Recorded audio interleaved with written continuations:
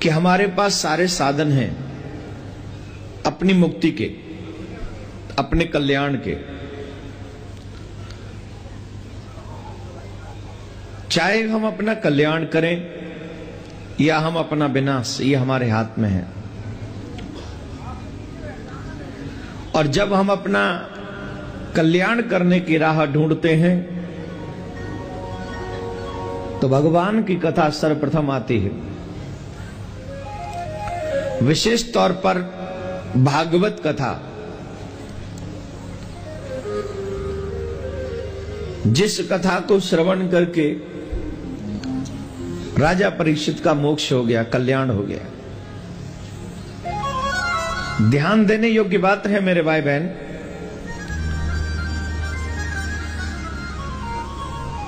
जो लोग ये कहते हैं कि अभी हमारा समय नहीं है, जब समय होगा अर्थात वृद्ध अवस्था होगी तब हम कथा सुनेंगे या धर्म करेंगे, तो उनके लिए एक बहुत अच्छा भाव है इस श्लोक में आया है।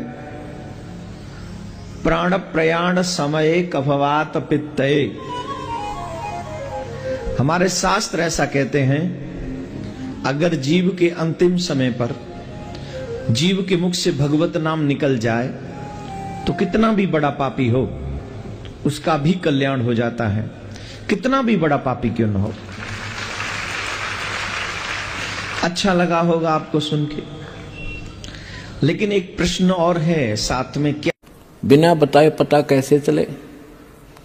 स्वयं परमात्मा आए थे, 120 वर्ष रह के चले गए, हम लाल की पहचान करना जानते नहीं, इस कारण से मार खाते रहे।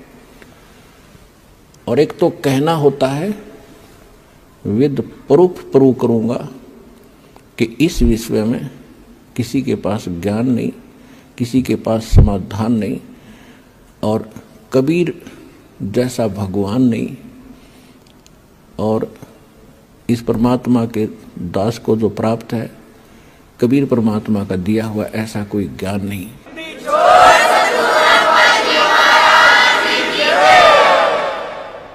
अब जो प्रसंग चल रहा है कि गीता ज्ञान दाता भी जन्म मृत्यु में, उसका उपासक भी जन्म मृत्यु में, इसलिए गीता अध्याय नंबर 7 के श्लोक नंबर 12 से लेकर 15 में गीता ज्ञान दाता कहता है कि अर्जुन, इस 7वें अध्याय में आपको ऐसा ज्ञान बता दूंगा कि फिर कुछ भी जानना शेष नहीं रहेगा। इसमें क्या बताया है कि तीनों गुणों से जो हो रहा है, रजगुण ब्रह्मा से, सतगुण विष्णु से, तमगुण शिव जी से। रजगुण ब्रह्मा से उत्पत्ति, सतगुण विष्णु जी से सतीथि, और तमगुण शंकर जी से संहार दोहरा। इसका निमित्त कारण मैं ही हूं। आप प्रसंग थोड़ा सा रह गया बीच में। गीता अध्याय नंबर 8 के श्लोक नंबर 5 और 7 में गीता ज्ञानदाता ने अपनी साधना बता दी और अपनी परिस्थिति बता दी सारी, कि मुझे प्राप्त होगा, ओम नाम का जाप करेगा, युद्ध तो करना पड़ेगा। फिर 8वें अध्याय के 8, 9, 10 श्लोक में कहा है कि अर्जुन जो उस परम अक्षर ब्रह्म की भक्ति करते हैं, उस परम दिव्य पुरुष परमात्मा परम अक्षर ब्रह्म सच्चिदानंद घन ब्रह्म की जो भक्ति करते हैं, जो उत्तम पुरुषत्व है, उसकी भक्ति जो करते हैं, वो भक्ति की कमाई के बल से, भक्ति की शक्ति से, योग बल से, योग माने भक्ति साधना। योग का अर्थ ये नहीं है कि सर पदम लगा कर बैठ जाए आंखें बंद करके या ऊपर न पैर कर लिए अटपट, ये योग नहीं है। योग का अर्थ होता है जोड़, आत्मा का परमात्मा से मिलन करना, ये भक्ति क्रम कहलाता है। तो योग माने भक्ति भी होती है कि भक्ति योग के बल से, साधना के बल से, भक्ति की कमाई की शक्ति से उस परमात्मा के पास चला जाता है, और मेरी साधना करने वाला मुझे प्राप्त होता है। अब उस परमात्मा की भक्ति का उन्होंने मंत्र बता दिया 17वें अध्याय के 23वें श्लोक में, सांकेतिक। ओम तत् सत इति निर्देश ब्रह्मणे तिर्विद समर्थ है, यानी सच्चिदानंद घन ब्रह्म के पाने का 3 मंत्र का जाप है, नथिंग एल्स, इसके अतिरिक्त कुछ नहीं। ओम ब्रह्म का, सरपुरुष का। अब फिर आइए गीता अध्याय नंबर 15 के श्लोक नंबर 16 और 17 पे। इसमें 3 पुरुष हैं, एक सरपुरुष, एक अक्षर पुरुष, और तीसरा जो आपको सिद्ध कर दिया 8वें अध्याय के तीसरे श्लोक से, परम अक्षर ब्रह्म कहो, परम अक्षर पुरुष कहो। तो ओम जाप है ब्रह्म का, सरपुरुष का, जो 21 ब्रह्मांड का स्वामी है। और जो तत् है ये है अक्षर पुरुष का, जो 7 संग ब्रह्मांड का स्वामी है, जिसको पर ब्रह्म, नेक्स्ट ब्रह्म भी कहते हैं। ये सांकेतिक है, ये इस दास के पास है, कोड वर्ड है ये।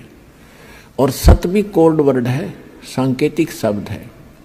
ये है परम अक्षर ब्रह्म के मंत्र जाप करने का। इसको सार शब्द भी कहते हैं, इसको सार नाम भी कहते हैं, इसको सार शब्द कहते हैं, आदि नाम कहते हैं, इसको विधेय नाम भी कहते हैं। वो मंत्र हटके है, ये सत नहीं है, ये कोड वर्ड है। तो इस प्रकार वो तीसरा जो मंत्र है वो सार नाम है, उसको आदि नाम, विधेय नाम और सार शब्द भी कहते हैं। तो अब जो 3 मंत्र का जो जाप है उस परमात्मा के पाने का, अब ओम तो ब्रह्म का सबको पता है, गीता ज्ञानदाता ब्रह्म है, श्री कृष्ण जी में बोल रहा है। वो खुद कहता 8वें अध्याय के 13वें श्लोक में कि ओम इति एकाक्षरम ब्रह्म व्यवहारण माम अनुसमरण। माम माने मुझ, ब्रह्म माने ब्रह्म का, मुझ ब्रह्म का यह एक ओम मंत्र है और कुछ नहीं, बस इति यही। और अंतिम सांस तक जो इसका जाप करता हुआ शरीर त्याग कर जाता है तो ओम से मिलने वाली परम गति को प्राप्त होता है। ओम की परम गति क्या है, ओम से क्या उपलब्धि होगी? ब्रह्म लोक में जागा। ब्रह्म लोक में श्रीमद देवी भागवत 7वां स्कंध 562 और 63 पृष्ठ पे स्वयं देवी जी कह रही है, हिमालय राजा को ज्ञानोपदेश कर रही है और ब्रह्म का स्वरूप बता रही है कि उस ब्रह्म का ओम नाम है। ओम नाम का जाप कर हृदय से उसको पाने का उद्देश्य रख और फिर वहां चला जाएगा, ब्रह्म लोक को प्राप्त होगा। उस ब्रह्म को प्राप्त होगा, वो ब्रह्म लोक रूपी दिव्य आकाश में रहता है। यानी ब्रह्म का साधक, ओम नाम का जाप करने वाला ब्रह्म लोक में जागा। वो ब्रह्म की साधना करा, सरपुरुष की, 21 ब्रह्मांड के स्वामी की, काल की साधना कर रहा है। गीता अध्याय नंबर 8 के श्लोक नंबर 16 में कहा है कि ब्रह्म लोक में गए हुए प्राणी भी पुनरावृत्ति में उनकी जन्म मृत्यु सदा बनी रहेगी। वो ये स्पष्ट कर ही चुका है कि अर्जुन तेरे और मेरे जीवन निर्वाह कर दोगे, आपका अंतिम जीवन है मनुष्य का, सदा के लिए सुखी हो जाओगे और सतलोक चले जाओगे जहां कभी मृत्यु नहीं, कोई रोग नहीं, कोई वृद्ध अवस्था नहीं। वहां ऐसी ही सृष्टि है जैसी यहां पर है। ये डुप्लीकेट है, वो ओरिजिनल है। आपके वहां भी ऐसे परिवार बनेगा, सदा सुखी रहोगे, विमानों में चला करोगे। प्रत्येक प्राणी का वहां पर अपना इंडिविजुअल विमान है, इंडिविजुअल बड़े बड़े बाग और बड़े बड़ी कोठियां हैं। पुण्यात्मा, परमात्मा का पाना बहुत आसान है। अज्ञानता के कारण हमारे धर्म गुरुओं ने इसको बहुत कठिन बना दिया था। हमारे सद्ग्रंथ बताते हैं सीधा सा मार्ग है, बिल्कुल सिंपल साधारण सा मार्ग है, रास्ता है, साधना है। परमात्मा का नाम जपना है, नाम से मोक्ष होगा। उसकी सहयोगी क्रियाएं हैं, ये 5 यज्ञ हैं, ये भी आप करते रहिए। इतना सा काम है, अपना घर गृहस्थ के अंदर भी जैसी जिसकी सेवा भगवान ने दी है, ड्यूटी दी है, उसको भी करते रहिए और आपको सफलता मिलेगी। जब हम महादुखी हो जाते हैं भक्ति ना करके, और हमें जब तक सुख होता है तब तक तो हमारे पुण्य चलते हैं। जब पुण्य समाप्त हो जाते हैं तो हम दुखों का पहाड़ झेल रहे होते हैं। तो उस समय चाहे राजा भी क्यों ना हो, वो परमात्मा की ही शरण जाने की सोचता है। उसको मालूम है कि परमात्मा एक परम शक्ति है और वो दुखी को सुखी करता है। और आप यदि पहले ही भगवान की शरण में होगे तो दुख होंगे ही नहीं। जब तक हम कबीर परमेश्वर की शरण में नहीं आते तब तक हमें अपना प्रारब्ध ही प्राप्त होता है, यानी पूर्व जन्म के अच्छे और बुरों का फल ही मिलता है। और जब हम परमेश्वर कबीर जी की शरण में उनके कृपा पात्र परम संत के माध्यम से आते हैं, फिर पाप कर्म हमें प्रभावित नहीं करते। हमारे केवल पुण्य ही फलते हैं, और प्रारब्ध के अंदर कोई ऐसा बुरा कर्म हमें हानि करने वाला होगा तो वो भी परमात्मा समाप्त कर देते। इसलिए हम भगवान को खोजा करते हैं, इसलिए भगवान की तलाश किया करते थे कि हमें कोई कष्ट ना हो, और भक्ति भी कर रहे हैं और फिर कष्ट जो के तू आ रहे हैं, तो या तो वो भक्ति ठीक नहीं, वो भगवान पूरा नहीं, या फिर आपकी कोई भक्ति में त्रुटि है। इन 3 कारणों से ही हम दुख उठाते हैं। तो कहने का भाव यह है कि परमात्मा स्वयं आकर ज्ञान कराते हैं, और आपका सौभाग्य है कि आप तो पहले ही मालिक की शरण में आ गए हो।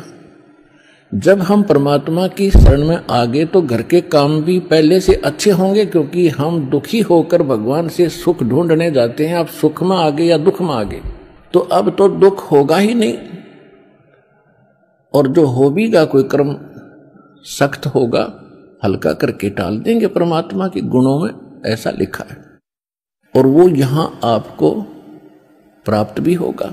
अब जो भक्त यहां दुखी होकर आए हैं वो चिंतित ना हो कि हमने तो अभी दुख में ही याद किया है भगवान को, हमारी फरियाद कैसे लगेगी। ये उनके लिए है जो परमात्मा ठीक ढंग से जिनको मिला नहीं, संत मिला नहीं, और फिर किसी अन्य साधना में, और वो उन भगवानों के आगे जाके आप पुकार करते हो, क्योंकि वो ना आपको हानि कर सकते थे ना लाभ दे सकते थे। कौन कौन? श्री ब्रह्मा जी, श्री विष्णु जी, श्री शिव जी, और इनके अंतर्गत अन्य 33 करोड़ देवता, श्री दुर्गा जी, ब्रह्म और परब्रह्म, जिसे सर पुरुष और अक्षर पुरुष कहा गया, श्रीमद् भगवद गीता अध्याय 15 के श्लोक 16 में। ये आपको केवल वर्क डन दे सकते हैं जैसा आपने पुण्य और पाप किए हैं। और आप आज तक जब आप सुखी होते थे भगवान को याद करते ही नहीं थे, और दुखी होते थे तो इन्हीं के आगे रोते थे, ये कुछ कर ही नहीं सकते। तो परमात्मा उस समय की बात सुना रहे थे कि अब तुम रो रहे हो इन भगवानों के सामने, अब तुम्हारी अर्ज सुनेगा कौन।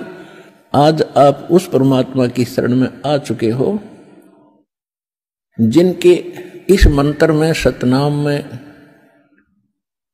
सतनाम का अर्थ होता सच्चा नाम, राइट वर्शिप, राइट मंत्र, यानी ठीक मंत्र, सच्चा मंत्र, उसको सतनाम कहते हैं। प्रथम मंत्र आपको दिया जाता है, ये ओरिजिनल मंत्र है, इसका अभी तक किसी को छींट भी नहीं लगी थी, किसी के भी ये टच नहीं कर सका था कोई भी इसको, तो ये करना अभी था इसको। तो इसका भी जिसको मंत्र प्राप्त हो गया है, इसकी भक्ति करने से भी आपके, क्योंकि प्रथम और लास्ट मंत्र, इन 7 नामों के अंदर 7 जो आपको जाप करने के मंत्र दिए हैं, इनमें प्रथम और लास्ट मंत्र जो है ये पाप नाशक है, और बीच के जो मंत्र हैं इनसे आपकी पुण्य कमाई वृद्धि होती है, बढ़ती है।